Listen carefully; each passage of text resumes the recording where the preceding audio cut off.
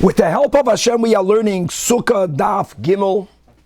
Before we give the intro for today's Daf, just to share perhaps Al Pi Chasidus, that which we learned on Daf Beis, the three approaches of Amoraim regarding why do the Chachamim say that if a Sukkah or if the Schach is Gavoya L'mayla Me'esrim Amo, that the Sukkah is Psula.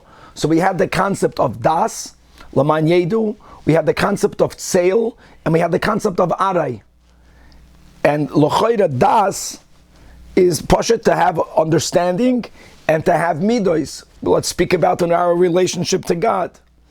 Tseil, L'chora, is Pashat to experience how we are under God's protection. In other words, to have the Das, the Laman Yedu, and to feel that we are under Hashem's Tseil, we have to make from our Gashmiyas Arai. In other words, we have to make the Ruchni, the neshamot, the Iker, and the Guf, the Tafel. All right. So, Chevra, we left off on Daf Gimel Amud Aleph. We left off 11 lines from the top of the Amid. We're going to start today by learning Amar Rav Shmuel ben Yitzchak Halacha. This is regarding the size of the Sukkah. Not the height, but the width and the length. That a Sukkah tzricha shetehei machazekes roishoy virubai vishulchanai. Roishoy virubai vishulchanai is either going to mean 7 tfachim by 7 tfachim. We're going to have a few times Rashi saying 7 tfachim and 7 tfachim and a bit, and that has to be understood. But let's at least speak generally. It's 7 by 7 tfachim. And really, there is another shita that suggests that there's even a smaller size that will allow a sukkah to be ksheira, and that is a sukkah that's machzekes only roishay verubai, and that will be 6 by 6 tfachim. So when Rav Shmuel by Yitzchak paskins, it has to be roishay verubai vishulchanai. The Gemara is challenging. Does that mean that he is opining, he's siding with Beis Shammai, which is an anomaly? Now we're going to quote a Mishnah that we're going to have on Daf Chav Ches, a Machlokes Beis Shammai and Beis Hillel, and we will ultimately understand that there are two ways of applying their Machlokes, and they actually argue about two dinim, including the minimum size of the sukkah, and we will conclude that yes, this will be from the exceptional cases that we do paskin like Beis Shammai and not like Beis Hillel, meaning the minimum size of the sukkah's width and length is not 6 by 6 tfachim, but dafke 7 by 7 tfachim. Now on the bottom of the Amid, the Gemara is going to bring a braisa that is going to list 10 halachas regarding a bias. In other words, there are 10 areas in the Torah where we have to have a bias, or there is a halacha regarding a house. And as we will learn, that the minimum size of a house is 4 amas by 4 amas. And if you have a structure, even if it was built to be a home, but if it's smaller than this, 4 by 4 amas, then we're going to learn regarding 10 halachas, it will not have a din of a bias. We will see how there is an attempted link between that braisa and sukkah, but we will disentangle that link. And for the rest of the daf, we're going to simply go through all of those 10 cases. If we'll have time in the bottom of Daf Gimel Amud Beis, we're going to begin a whole new topic, and that will be going back to the Mishnah's minimum, not width and length, but height. If you have a sukkah that's built in a way where the schach is above 20 amas, it doesn't mean that the sukkah is going to permanently be invalidated, because we can rectify it by lowering the schach. And we're going to start to learn various scenarios of reductions, whether the reductions will be valid, whether the reductions will not be valid, and that will really be the topic of Daf Dalit. But Nachmal Chevra, let's begin on Daf Gimel Amud Aleph, 11 lines from the top of the Amid. We have a dot over here, middle on a line. So either it's Amar Rav Shmuel Bar Yitzchak, or it's Amar Rav Huna Bar Yitzchak. That's what we have over here from the Mesoides Hashas, and we'll continue to quote the version that we have in the Gemara, Rav Shmuel Bar Yitzchak, and he says that the halacha is that tzricha, he's referring to a sukkah, that tzricha shetei machzekes roishoy verubai v'shulchanai, that the minimum size of the width and the length of a sukkah is a sukkah that can contain one's head, majority of one's body, and a table. Now really it doesn't necessarily mean the majority of one's body. Many of the Achronim point out that if you have to put the majority of a body in a sukkah, it will have to be larger than the 7x7 tfachim, but perhaps it's referring to other halachas where we have the dinim of rubai, and that is by tumas mace, that how many bones convey tumas mace. So if there's basar of a corpse, kazayis min abasar. But if we're speaking about tumas oil, to be metama b'mago b'masa, it's a much smaller shiur.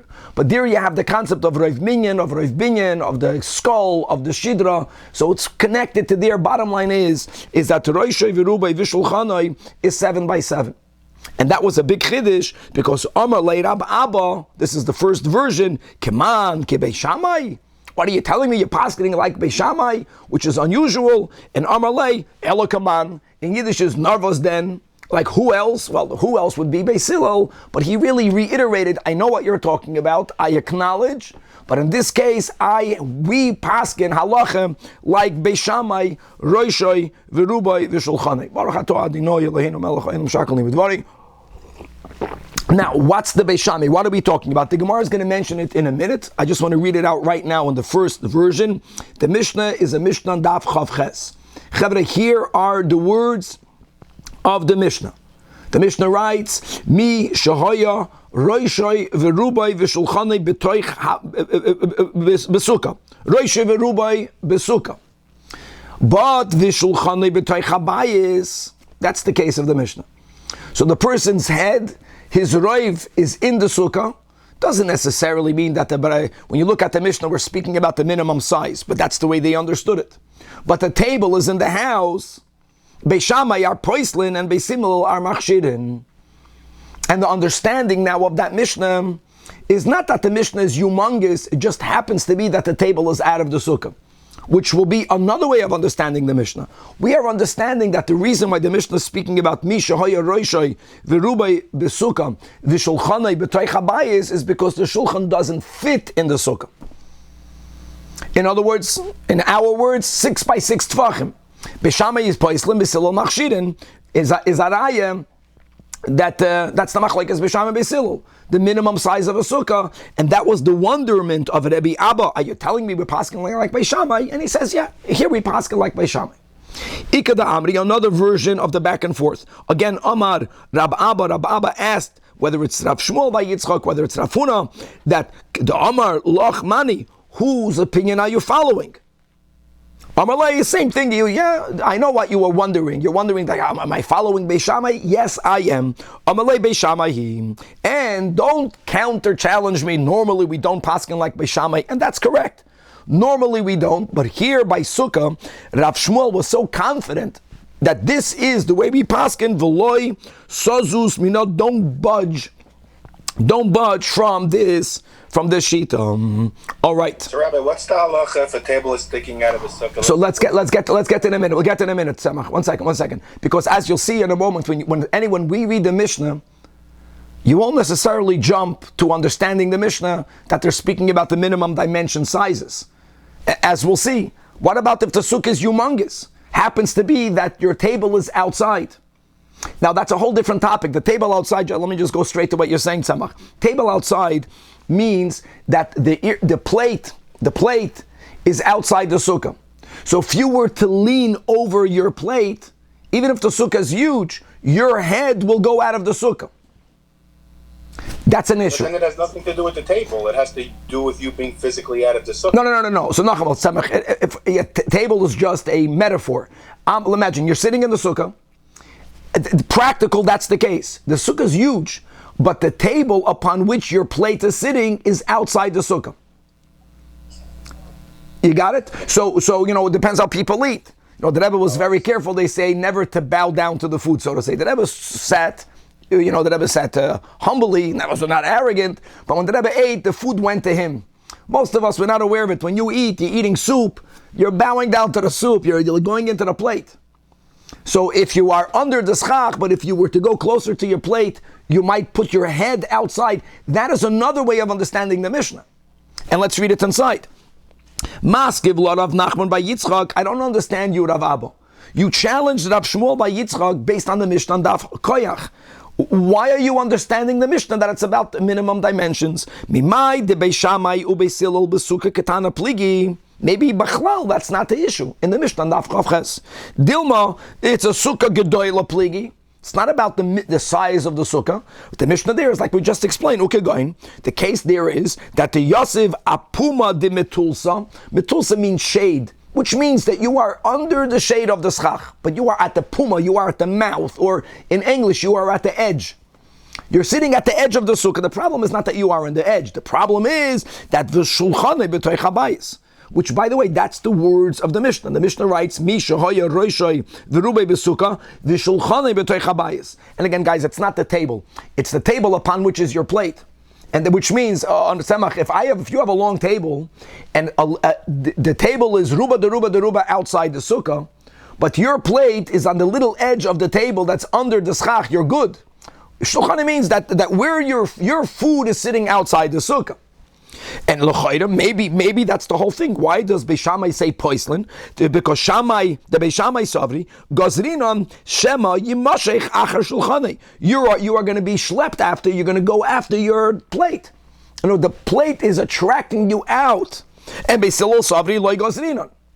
And furthermore, the Gemara is compounding the question. For sure, that is the machlokes. V'dai kenama. That the second interpretation, this suggestion, is the right pshat in the Mishnah. Why? Because it says, Misha hoya roishoy v'rubai basukah. Here you have the words, V'shulchane b'toich habayis, Beishamai poislin b'silol machshirim. Now, says the Gemara, which is great. If their argument would have been just about the size, just about the minimum size that will validate a sukkah, so then the verbiage, then the words of the Mishnah should have been machzekes ve'ene machzekes. No, it should have been framed, there was a sukkah that could accommodate roishe ve'rubai, but it can't accommodate the table. In other words, it's not about whether the table is actually in there, and that's the din. By the way, we paskin a sukkah has to be 7 by 7 tvachim, and if there's no shulchan, I don't care if there's no shulchan. If you want to hold the plate in your hand, sum gesund. If the machlokes is about dimensions and the way the Mishnah wants the word is, instead of quoting numbers 6 by 6 tvachim, 7 by 7, you want to just use the roishe v'rubai v'shulchanai. So the Mishnah should have used the words the sukkah could accommodate or it cannot accommodate. It's a sukkah that cannot be machzik the shulchanai. That leads, the Mishnah's words lead us to understand that we're not speaking about a minimum size of the sukkah. So we don't understand, B'chlal, why did Rab Abba quote that Mishnah? And it's a kasha also on Rav Shmuel, because Rav Shmuel or Rav Huna confirmed, yes, I paskin like Beishamai. Evidently, both of them at least also understood that Mishnah to be speaking about the machlokes minimum size. And the Gemara says, indeed, Ubesukah ktana loy pligi. What you said is correct, and as we'll see, that Mishnah, amazing. One Mishnah writes one statement, and it's really two different arguments. Both topics are merumas in that Mishnah. You think the Mishnah is not addressing the minimum size? Well, ve'hatanya, we learned in a brayso, when you have a sukkah that's machzekes roishe v'rubai shulchanai, only then is it kesheira. 7 by 7 tvach. Rebbe Yoimer, and we had this yesterday, the last shiur, no, that the minimum size sukkah is achi yeiba arba amas al arba amas. You have a record of a machlokes. We know shitas Rebbe 4 by 4 amas, and the ones that are more lenient is roishoy v'rubai v'shulchanai. But v'tanya idach, we learned in another brayso. Rebbe says again, Rebbe is consistent.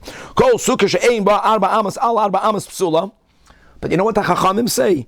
Afilu einay machazekes ela roishay v'rubai vayter kesheira. In the second brayso, we don't mention shulchanai. Clearly, there is a machlokes tanoim, not b'shitas Rebbe. Even if you subscribe to a smaller than 4 by 4 amas is a valid sukkah, there is still a machlokes. Does it have to be machazekes roishay v'rubai? Or like we had in this first brayso, roishay v'rubai v'shulchanai. Ve'iloi in the second brayso, shulchanai like tani. So kashen adadi. Elalav, you have to say that there is a machlokes. And l'chayra, that's the machlokes, Beishamai and Beisilo.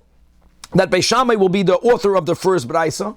So Rebbe holds 4 amas by 4 amas, and the lenient opinion is roishay v'rubai v'shulchanai, and the second brayso is Rebbe against Beisilo. And we're not done yet. And Amar Marzutra, I want you to know that let's look at the words of the Mishnah Daf Chav Ches. That Mishnah, I know that you brought a raya, that was a good raya. Machzekes ve'enoi machzekes mi boyelei, if the machlekes only would have been about the minimum size. The word should be, does it accommodate the table or does it not accommodate the table? But I want to be medayik on another way, on another angle of that Mishnah, that the Mishnah also must be addressing the minimum size. Masnisan namedaika, because mi diktane beishamai are poislin. Obeisilon machshirim, valid or invalid. Valid or invalid, the im isan, if you are correct to suggest that the only machloikis is where the table is outside the sukkah, it's not about the minimum size. The minimum size is good, which means that if you would have brought the table in the sukkah, then lekula alma would have been good. Then Beis Shammai should have said the words, you were not yoitze. You are not yoitze the mitzvah of eating in the sukkah. And Beis Hillel says that you are yoitze. Yoitze, not yoitze, let me use the words of yeshiva, is a gavra. I fulfilled the obligation or I didn't fulfill the obligation. The words puzzle or not puzzle, like we had on the first Mishnah on Daf Beis, is addressing the sukkah itself. Now, if they are arguing about the minimum size, and you have a sukkah that you can't even put in there a table, in other words, it doesn't have 7 by 7, then the words puzzle fits. This sukkah, the way it is invalid. If they are only arguing about the scenario where, like we mentioned, the sukkah is big, sukkah is good, but you decided to put the table or your plate right outside the sukkah. So then you are not yoitze. Then I was not yoitze, but you can't say that the sukkah is invalid. Yotze, lo yotze is gavra, pasul, and kosher is chefza. The chefza, the sukkah is okay. So therefore, medayik this way, medayik that way. You don't tell me now that we have a inherent contradiction. So what is the case of their machlokes? Ve'ela I ve'ela kasha misha haya. And here, interestingly, the Gemara is giving you another proof, another one, aside of machzekes ve'ena machzekes mi bayalei. Pasha, the Mishnah words misha haya roishe v'ruba besukkah is also mashma that you happen to be sitting at the edge. You happen to have your table outside. The opening words of the Mishnah is also mashma that the sukkah is larger than the minimum share. That they're not debating the minimum share. They're debating a scenario where the table is outside. So what is the case of the machlokes? And therefore we have to say, just like we have in Chumash, you can have one pasuk and it has many meanings. How many meanings does that have? So there's a Mishnah, that's Rebbe, that's Mishnayos. He writes a Mishnah, he's really writing two separate arguments in the same Mishnah. Lo'olam betarta pligi. Pligi besuga ktana. U pligi besuga gedoyla. V'chasure mechsere by a braisa means you actually have to add the words because the braisa was forgotten, it got corrupted. By a Mishnah, chasure mechsere doesn't mean you add the words. Rebbe is expecting us to understand the following clause. We ourselves, in our mind, should add the following. In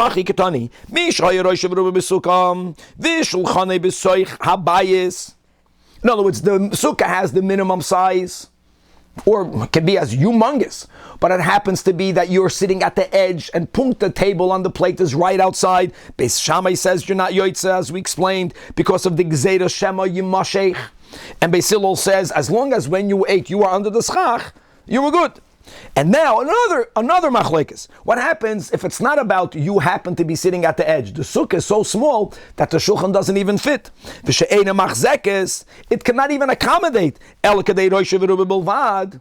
also, Beis Shammai are poislan, because it doesn't have 7 by 7, and Beis Hillel holds that you don't need a 7 by 7, you need a 6 by 6 tvachim, and they are machshirim. And now all of this, we validate that when Rav Shmuel bar Yitzchak or Rav Huna bar Yitzchak said halacha tzricha shlei machzekes rosh shulchanai, it makes sense to come at Rab Abba representing all of us and telling him, what are you paskening like Beis Shammai? And he has to say, yeah, I'm aware of it. I know that I'm paskening like Beis Shammai, but in this case, that's the halacha. Okay, gendikt. Now says the Gemara, man tana lohadu ton rabbanan. Who is the author of the following brais? And like we spoke out in the intro, that we're going to have, it's gavaldik, this is, sometimes we have opportunities in a very relatively short amount of space to review many halachas. And it's a small daf and we have time to learn it and to go it over properly. It says in the brais that if someone built a home, a bayis, she'ein by arba amas al arba amas, that doesn't have 4 by 4 amos, 10 halachas will be affected. Number one, and by the way, some of them are biblical and some of them are rabbinic. Number one is Pata ben Amazuzah. Now, just to know, in a 4 by 4 itself, it's good for us to be aware there's a big machlokes all the way in halacha l'maisa. Is the pshat that the minimum room has to have 4 by 4? Let me ask you a question. What happens if it's 8 by 2? We have many narrow, long closets. It has the minimum total square footage, but one direction doesn't have 4 amas. There's a big machlekes whether that room is mechuyev in a mezuzah. We put up a mezuzah, but we don't make a bracha on it. So it's better, it's ideal, you don't make a bracha for every mezuzah. When you're putting up your mezuzahs at one time, you make one bracha for all. Make a bracha on the front door. And then put it up also on those closets. This is a very common thing that we have today. And by the way, just mentioning about that since there are many environments in our home where whether that environment is a mechuyev in a mezuzah or not is subject to a machlokes and poskim, so we put it up anyways. But lav dafka, there is an obligation. It's very important that when we take off our mezuzahs, and the Rebbe wanted us to do this once a year, which is beyond the letter of the law, and to be boidike, ideally in Chodesh Elul. So when you put the mezuzahs back, we spoke this out about Mailan Bakodesh V'loy Moridin. Don't take a mezuzah that you had on a Pesach that was mechuyev in mezuzah l'kula alma midoy raisa. Don't place that mezuzah on such a closet because that's called Moridin. Okay, let's come back over here. So number one, the room is not chayv mezuzah. Number two, umin hamaka. Right? The makkah is the din that we have on Parshas Kiseitze, that we have an obligation. That whenever we have a flat roof, we are obligated to build a protective fence, a gate, right? A makkah around the edges. That's a positive commandment, and it's a negative commandment. Beida. Number three, the eina matama bin agoyim.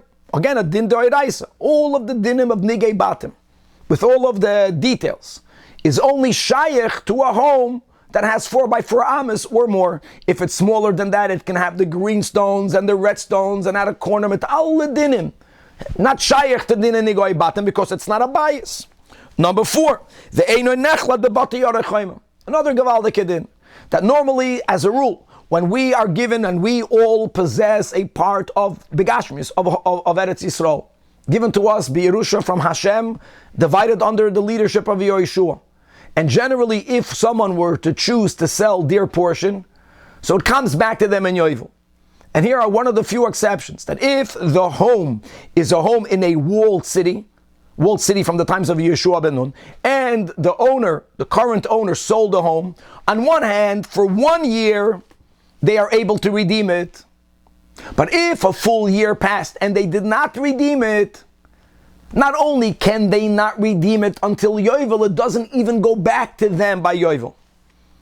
It's unredeemable. Here again, if that's called nechlat. In other words, it remains unredeemable.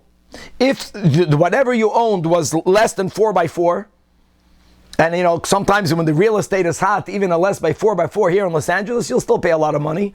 But all of the dinim that are unique to Bati Yerechayma don't apply. Number 5, the ein choisrin olav mi orchei hamolchama.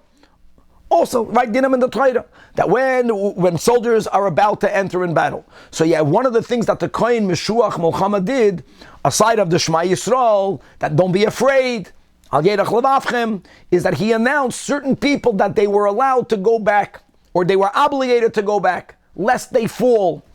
And one of those are people that are in their first year of building a home. So if someone built a home that's less by 4 by 4, then he's not excused from the troops. He's not excused from the army. Number 6, the ein ma'arvin boy. Chavra, let's go back to Eruvin. It's amazing. On Daf Beis, we went back to Eruvin, and on Daf Gimel, we go back to Eruvin. So one of the things we learned is that even though midin Torah, as long as you are in a Rishus HaYachid and you are carrying to another Rishus HaYachid, you are not violating Chotzah on a biblical level, comes along Shlomo HaMelech, and he says that if the Rishus HaYachid here and the Rishus HaYachid towards which I plan to make the Hanacha don't have the same ownership, even if there is some overlap I own my house and I have a part of the yard. But if there is another home or more in the yard, so the yard I don't exclusively own. My home I exclusively own. It's not exactly the same ownership. There you're not allowed to carry from one environment to the other, and the solution is to make an eruv. Oh, so if you have many homes in a chutzner, they all have to participate in that eruv. And remember all of those dinim, that if one person did not participate in the eruv, theoretically he ruins it. But then there's a solution for that. It can be mevatel his chelik in the chutzner, v'chulei v'chulei. So if you have a chutzner, and there are many homes in the chutzner, and one of the homes doesn't have 4x4, we don't collect bread, we don't collect food from that homeowner. His non-participation doesn't disturb the eruv at all. Din number 7, similar din. That just like we have this concept of making an eruv chatzeros, that means that all of the batim in the same chatzar have to share in a pot of food or bread, which is placed then in one of the homes, with all of the pratim that homeowner doesn't have to give the food. Similarly, when you have many chatzeros that are going into the same mavui, so here also you may not carry a side of the din of the mavui has to be closed off with a lechi, with a koira, and of course a tzuras HaPesach is not needed. That for sure will help. But aside of that, you have to have all of the bnei chatzar being mishtatev. They also have to all become partners, and that all of bnei mavui means all of the chatzeres going into the mavui make a shituf, which is very similar to the eruv chatzeres. And that food is placed in one of the chatzeres. So what's going to happen if there is one chatzer, guys, haltkop, that's opening up to a mavui? It's opening up to the mavui, but in that chatzer there's only one home. And that home doesn't have 4x4. We don't count that chatzer as a chatzer that has to participate in the shituf muvais. Their non-participation is not going to shter, it's not going to disturb, because there's no home over there. Okay, number 8, ve'ein manichin bo eruv. Ve'ein manichin bo eruv means, like we mentioned before, is that when you have, let's come back to the batim and the chatzeros, the food of the eruv has to be placed in a bias, just like the shituf is placed in a chatzar. The shituf is not placed in the mavui, and the eruv is not placed in a chatzar. The eruv chatzeros is placed in a home. It may not be placed in a home that's less by 4x4, because it's not considered a home. Daf Gimel Amud Beis. Din number 9. Ve'ein oisin oisoi ibur bein shtei ayoros. So Chevra Eruvin, Daf Nun Zayin. When you have two cities that are separated by less than 141 amos and a third of an amo. In other words, as we learned, that when you go outside a city, we can view the area of 70 amos and 2/3 of an amma as a karpav, as some sort of adjunct, or as some sort of additional area where people of that city stored their things, they placed their things, and it's still considered part of the city. And that's why we learned about the dinim of burganim, that we'll mention soon, that if there's a little hut, as long as the hut is not beyond the 70 plus 2/3, that it in itself extends the city. Here we're not speaking about huts. Here we're simply speaking about that if you have two cities, one neighboring the other. And even though we are only allowed to walk rabbinically 2,000 amos and not more than that, we can't go beyond the tchum, but I only begin counting the 2,000 amos when I leave the city. Now if you have two cities that are neighboring each other, if each one's karpav, 70 amos and 2/3 of amos, overlap even a little bit, so in other words, the two cities don't have 141 and a third. There's 141 and less than a third. A little bit less. That means there is some overlap of this area that is afforded to each city. We view those two cities like one city. And no matter which city you live in, you can not only walk within your own city, you can walk to the neighboring city, and you only begin counting the 2,000 amos when you go outside that city. Now what happens if they don't overlap? It's exactly 141 and 2/3 of an amma. They touch each other, but there's no overlap. So there's a din that if exactly in that area, which is in between both cities, there is a bias, the bias makes overlaps these two karpafs, and here again, without doing anything, anyone from one city can view the other city as part of its own, and therefore they can walk within both cities and the area in between it, and you don't deduct it off any of the 2,000 amas. But if this home in between these two cities doesn't have the 4x4, it's not called a bias. If it's not called a bias, it doesn't affect this unification of the two cities. And the 10th din, the final din, is ve'eino ha'achim v'hashutfim choil kemboy, which means like this, that we're going to learn this in Bava Basra. All right, we already moved on. We're moving on. Not this picture. What's the din in Bava Basra? That when you have two partners, one of the examples of two partners, which is more common, is when you have a person, Yaakov passes away and he has children. So you have the tfisa sabayis. In other words, when he passes away, all of the children are like partners in the estate, and it's common for the children at one point to make a chalukah, to make a division. Or any other two partners that own something and they want to divide it. Now, it's also very common that one party wants to divide it, the other party wants to continue with the partnership.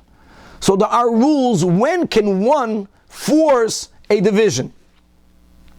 And what this Braisa appears to be saying, and this will be clarified at the end of the Amid, is that if you have a house that's not 4x4 amas, that's owned by two partners, or by two brothers, or by two partners, or however it is, one cannot force the other, I will own half of the house and you will own half of the house. And as we'll see, at the end of the Amid, that's not the meaning. That cannot be the meaning. Because even if the house would have dalad amas al dalad amas, you still cannot force a division. You can only force a division if and only when each partner's chelek will still maintain the name of that asset. So let's go Kishitas Rebbe. Shitas Rebbe holds that a bayis has to be 4x4 amas. So a house must have 8x8 amas minimally for you to force a division, one partner on the other, because like this, even after you divide it, each partner will remain with a bias. So we're going to have to clarify this 10th din soon. Now, before we get into the clarification into some of the 10, how is that negeya to Masechta Sukah? It's very much negeya. Because we just learned on Amud Aleph that really we learned three shitas. What's the minimum size, not the height? That was Daf Beis. Daf Gimel is the width and the length. We have, let's go the most machmir, shitas Rebbe. Rebbe holds it has to be 4 amas by 4 amas. We're speaking about a sukkah. Then you have shitas Beis Shammai, 7 tfachim by 7 tfachim, and shitas Beis Hillel, 6 by 6 tfachim, and we paskin like the middle sheet. Question is the machloikes by sukkah connected to the dinam of abayis? In other words, do we say that since this Braisa taught us that all of the 10 dinim of abayis is dafka when there is 4x4 amas, would that mean that Beis Shammai and Beis Hillel disagree with that Braisa? Maybe that's the Havamina. Just like they hold that a sukkah can be of something that's smaller than 4x4 amas, maybe they would also hold that a bias can be defined as a bias, even if it's only 7x7 tfachim or 6x6 tfachim, which would mean that the author of this Braisa is only Rebbe. That's the Gemara's question. Second line, top Gimel Amud Beis. So Lema, it's only Rebbe and not the Rabbanan meaning not Beis Shammai, not Beis Hillel. Is that, do we link the criterion, we're speaking about size criterion, bias, sukkah, are they the same? So the Gemara says they're not the same. That this Braisa is authored according to everyone. Even though by sukkah you have opinions that hold that a sukkah can be of a smaller amount, afilo temer rabbanon, at kan loy kamer rabbanon Hassan, or hached, depends, here we're learning Masechta Sukah, elo le'inyan sukkah, as we spoke out on Daf Beis, that a sukkah by default should be a diras arai, it should be a temporary dwelling, and that its size has to do with a certain amount of comfort. And yes, if you have a very small environment, it might work temporarily, but it's not going to work long term. So since sukkah actually is dafka, not long term, sukkah is arai. So there, Beis Hillel can say even 6x6 tfachim. Guys, think about living in a 6x6 tfachim. And by the way, being that me'ikar adin, you have to sleep in the sukkah. Think about that. 4 amas is enough space for you to lay down. 7x7 tfachim, 6x6 tfachim, you cannot lay down over there. So just to make that clear, that even though we are taka learning kipshitas Beis Shammai, it's kosher for you to eat in it. So in other words, they're coming back over here. It's takaharai. Abayis, since the definition of a bayis is the diras kfahu, it's a permanent dwelling place. The Gemara says, afilu rabbanan armoida. Everyone agrees that the minimum size of a bayis is 4x4 amas. The is bei dalad amas. Then doire bei inchi, people dwell in it. The Eloi loidare bei inchi and nukudam. And now we're going to go back and we're going to find the sources and we're going to clarify the 10 dinim that we just learned in the Bryce. Says the Gemara Amar Mar, the master, the Tana taught us, din number 1, patur min hamezuzah. Din number 2, patur min hamaikam. There's no obligation to make a protective fence. Now, a technical thing. It's dangerous. The vart is that people won't go up there. Which is consistent with if the roof is slanted, if there is no access to the roof, then you're not obligated to put a protective fence. If it's that small, people don't go on such a little roof. Now, din number 3 is the whole dinim of nigei batim ve'einoi ve'ein metama b'negoyim. And number 4, ve'ein nachlat bebatei oirechayma. So you can sell it, you don't redeem it, you're going to get it back in yovel. And number 5,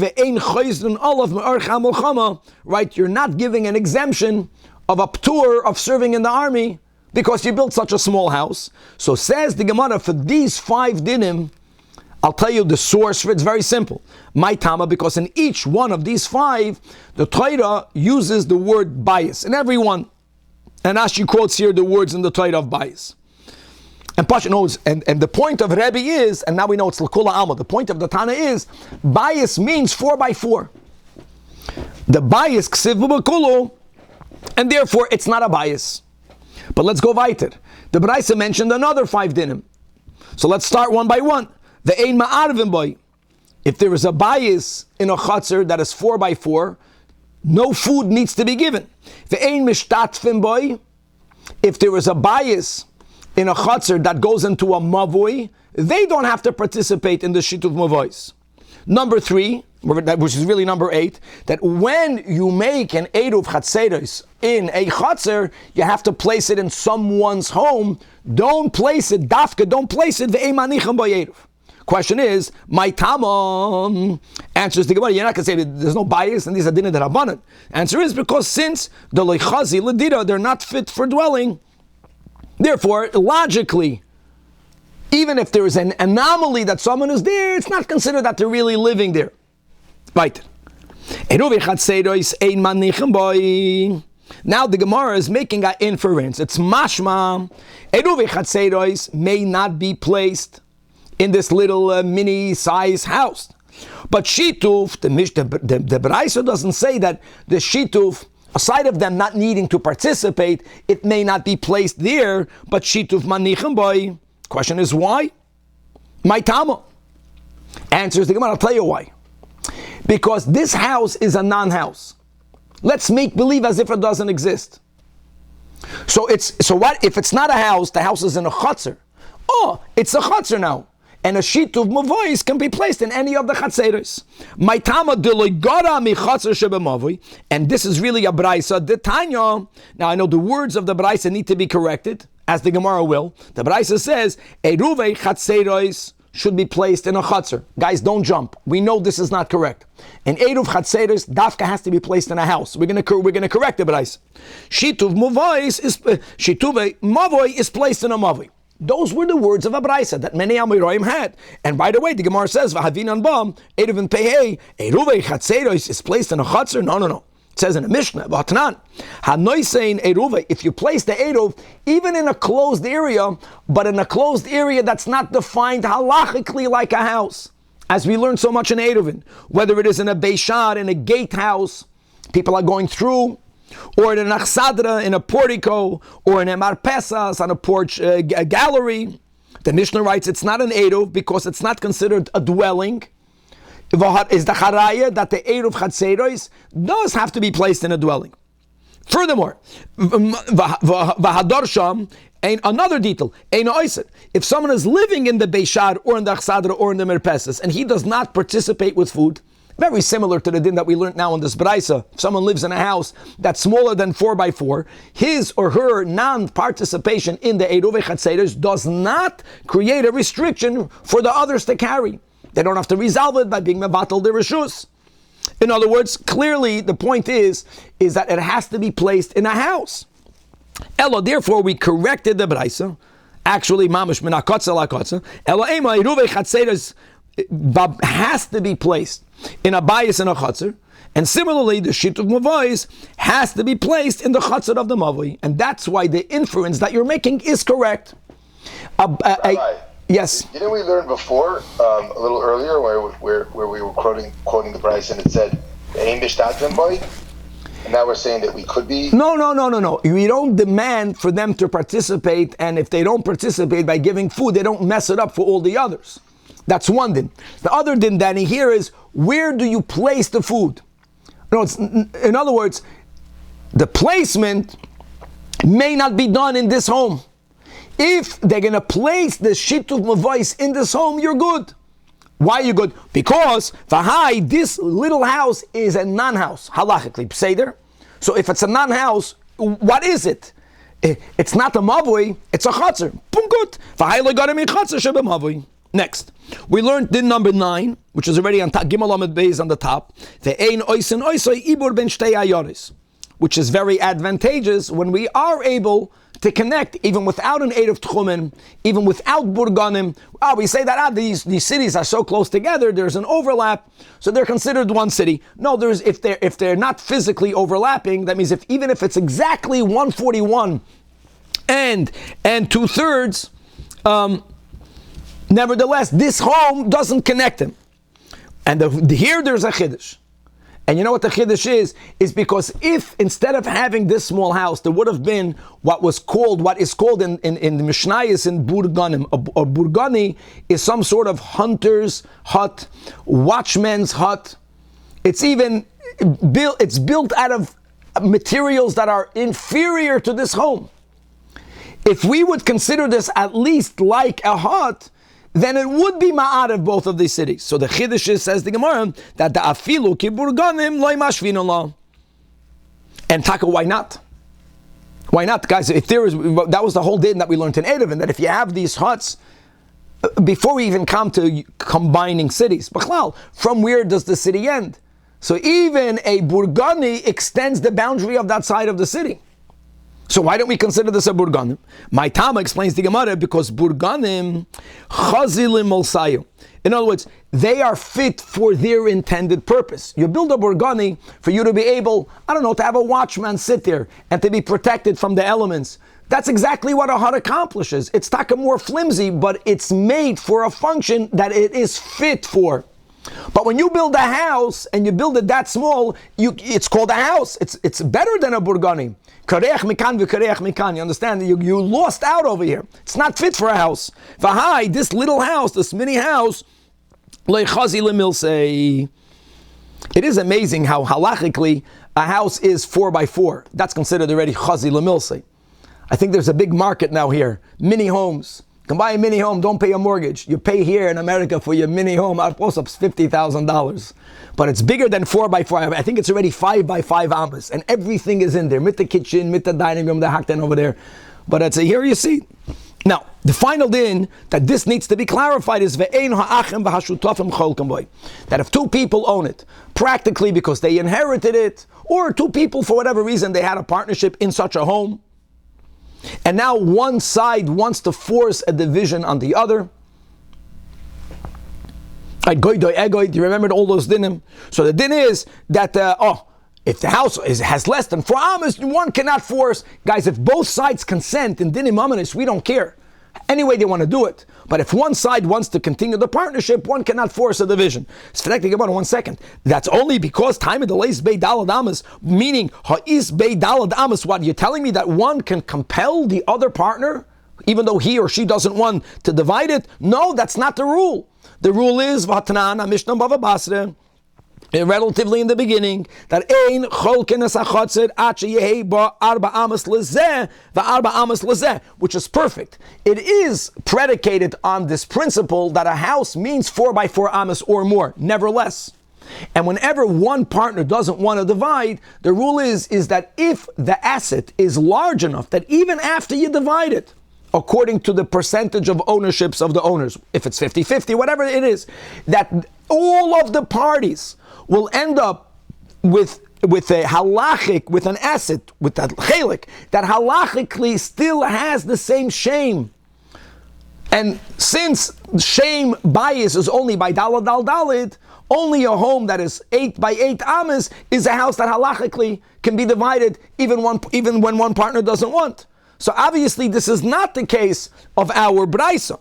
I'll tell you what the case of our braisa. Another detail, and that is ein boydin chaluka. It's a base, guys. Bechatzer.